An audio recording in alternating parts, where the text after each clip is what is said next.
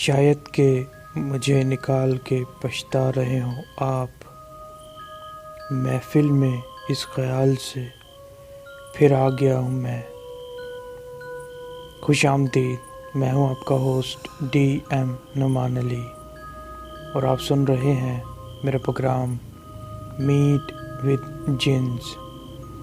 آج کے اس ایپیسوڈ میں جو واقعہ آپ کو گوشِ گزار کرنے جا رہا ہوں، واقعہ لاہور وحدت روڈ سے ارسال کیا ہے مس شمائلہ نے، اور وہ اپنا واقعہ بیان کرتی ہیں۔ مس شمائلہ بتاتی ہیں کہ ہمارا آباء و اجداد کا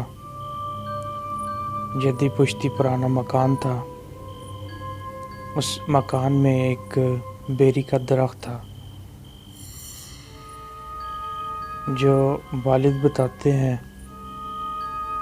کہ انہوں نے اپنے والد یعنی میرے دادا سے سنا کہ یہ درخت جو ہے یہ کئی سو سال پرانا ہے۔ تو میری پھپھو جو ہیں ان کے ساتھ یہ واقعہ پیش آیا، جن کا نام تاج بیگم تھا۔ میری پھپھو کو مختلف عطر اور خوشبویات جو ہیں وہ نہایت پسند تھی۔ ہر جمعرات کو گھر میں اگربتی لگانا اور پابندی سے لگانا اور تیار ہونا ان کو نہایت پسند تھا۔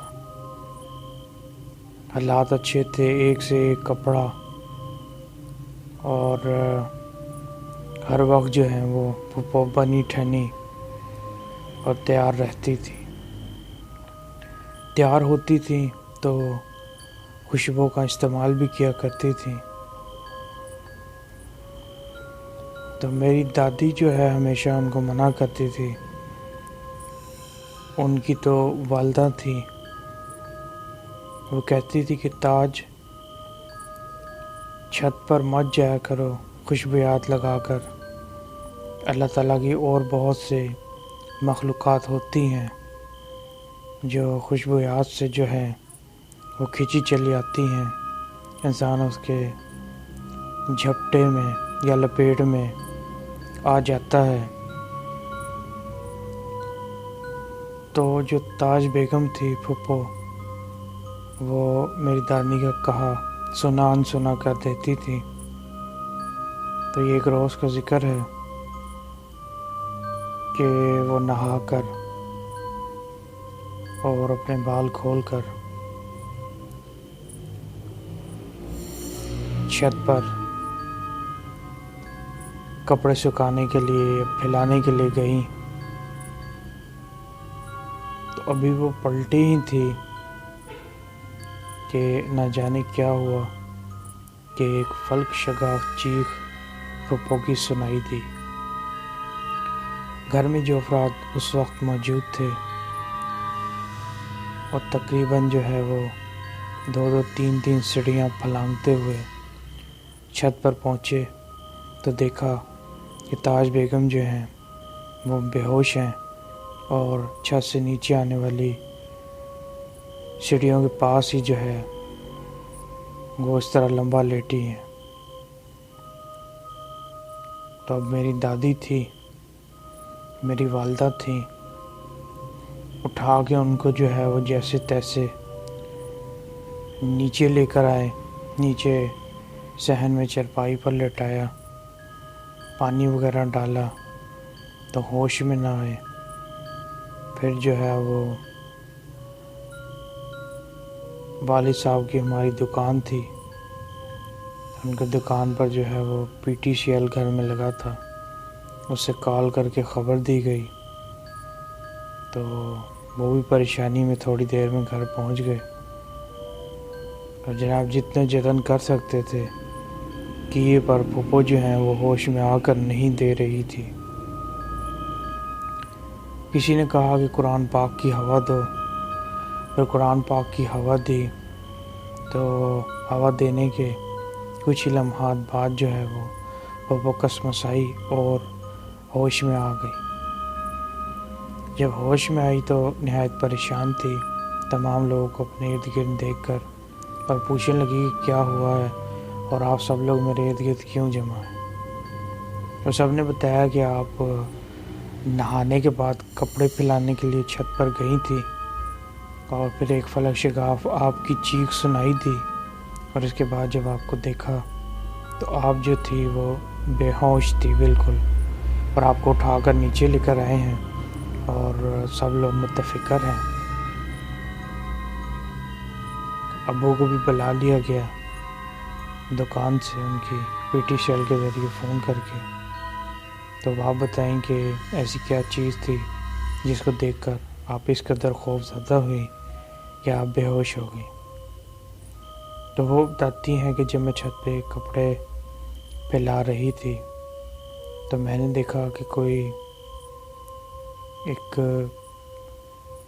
شخص ہے جو چھت کے مطلب ایک طرف کھڑا ہوا مجھے دیکھ رہا ہے یکٹک، اور وہ نہایت حسین و جمیل نوجوان تھا۔ تو ابھی میں ورطہ حیرت میں دیکھ ہی رہی تھی کہ ہماری چھت پر یہ کون بندہ آ گیا ہے، اور پھر یہ اس قدر بے شرمی سے مجھے دیکھ رہا ہے۔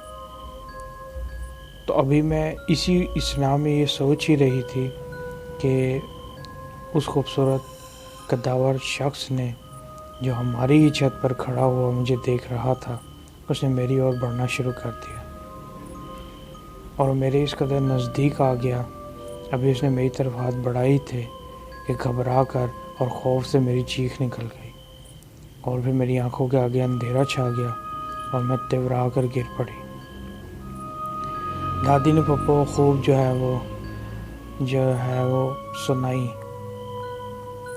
اور کہا کہ میں تمہیں پہلے ہی منع کرتی تھی کہ چھت پر بال کھول کر اتنی جو ہے وہ خوشبویات کا استعمال نہ کیا کرو۔ اب یہ ماجرا سننا تھا کہ والد صاحب نے اور میرے چچا تھے، ان کو کہا کہ بھئی دیکھتے ہیں کون بندہ چھت پر جو ہے وہ گھس آیا ہے، کیا بات ہے اور کیا ماجرا ہے۔ تو اوپر جا کر چھت پر سرچ کیا، دیکھا تو وہاں کوئی نہیں تھا۔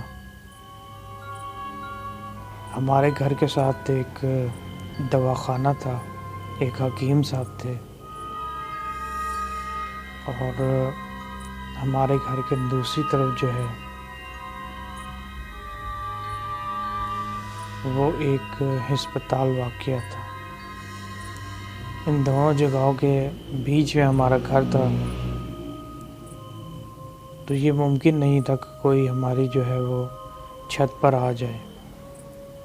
اگر آنے کا کوئی رستہ تھا تو وہ گھر کے اندر سے ہی تھا، کیونکہ صحن سے ہی سیڑھیاں تھیں جو چھت کی اور جاتی تھی۔ اب جب ساری جگہ تلاش کر لیا گیا تو اس بات کو پھپھو کا وہم سمجھا گیا، لیکن کچھ ہی دن گزرنے کے بعد پھپھو کے اندر کچھ ایسی علامات ظاہر ہوئیں جن کو دیکھ کر سب لوگ نہایت پریشانی میں مبتلا ہو گئے۔ ہوتا کچھ یوں تھا کہ کوئی بھی شخص جو ہے وہ پھپھو سے اونچی آواز میں بات کرے، ان کو ڈانٹے یا ڈپٹے، تو وہ شخص جو ہے وہ نقصان اٹھاتا تھا۔ جس طرح کہ ایک دفعہ والد صاحب نے جو ہے وہ پھپھو کو ڈانٹ دیا کسی بات پہ، تو والد صاحب جو ہیں وہ بتاتے ہیں کہ میں اپنی بائک سٹارٹ کر کے دکان پر جا رہا تھا، تو باقاعدہ مجھے ایسے لگا کہ مجھے کسی نے بائک سے اٹھا کر جو ہے وہ سڑک پر زور سے پٹک دیا۔ گھبرا کر اٹھا، ارد گرد دیکھا تو میری بائک تھی اور میں تھا، اور اس کے علاوہ اور کوئی شخص نہیں تھا۔ یہ نہایت عجیب و غریب واقعہ تھا جس کو بہت بعد میں والد صاحب نے بتایا، اور اس وقت جو ہے وہ اس چیز کو آیا گیا کرتی ہے۔ اس طرح میری دادی تھی، وہ تو اکثر ہی ڈانٹ ڈپٹ کرتی تھی اپنی بیٹی کو، تو ان کو بھی نقصان اٹھانا پڑا۔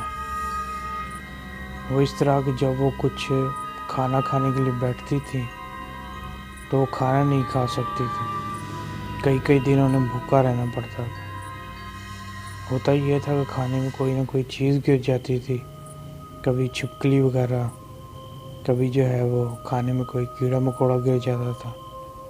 اور یہ اکثر تب ہی ہوتا تھا جب دادی جو ہیں وہ پھپھو پر برہم ہوتی تھی، ان کو ڈانٹتی تھی، تو تبھی یہ عمل جو ہے وہ ہوتا تھا۔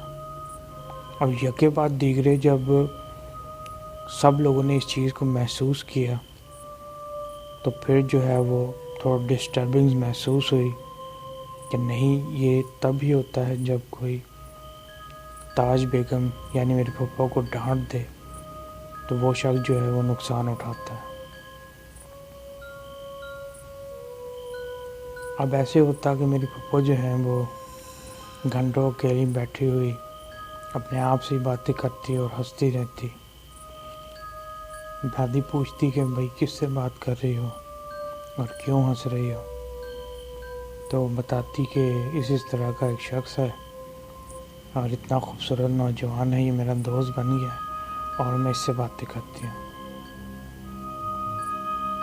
اور جب مغرب ہوتی تو پھپھو جو ہیں وہ اس بیری کے درخت کے نیچے جو ہے وہ جا کر بیٹھ جاتی، کیونکہ وہاں پر کرسیاں وغیرہ پڑی ہوئی تھی، تب اٹھاؤ تو اٹھ کے نہیں دیتی تھی، اور اگر کوئی شخص جو ہے وہ زور زبردستی کرے تو وہ اس کے اوپر جو ہے وہ بہت خوفناک آواز میں، جس میں گھرراہٹ ہوتی تھی، اس کے اوپر جو ہے وہ کم اور سست کہتی تھی۔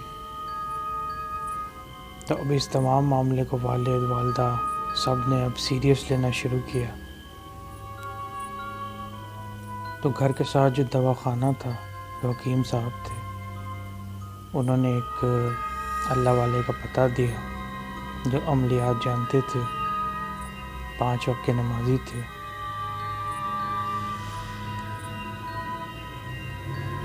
تو ایک اللہ کے نیک بندے جو ہیں الحاج سلامت صاحب، ان کو بلایا گیا۔ اب وہ اس دنیا میں نہیں، اللہ تعالیٰ ان کی مغفرت فرمائے۔ تو وہ ہمارے گھر تشریف لے کے آئے، تو وہیں گھر کے باہر ہی رک گئے، اور انہوں نے بتایا کہ مجھے جو ہے وہ کچھ گھبراہٹ محسوس ہو رہی ہے اور واضح طور پر کسی غیر مرئی چیز کی پریزنس محسوس ہو رہی ہے۔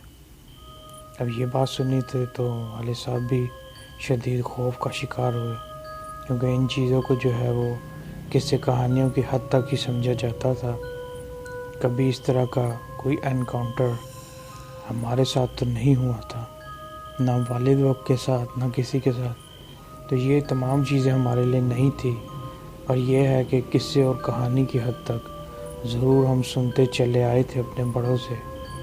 ہاں یہ ہے کہ ہماری دادی جو ہے وہ نہایت روک اور ٹوک کیا کرتی تھی ان باتوں پر۔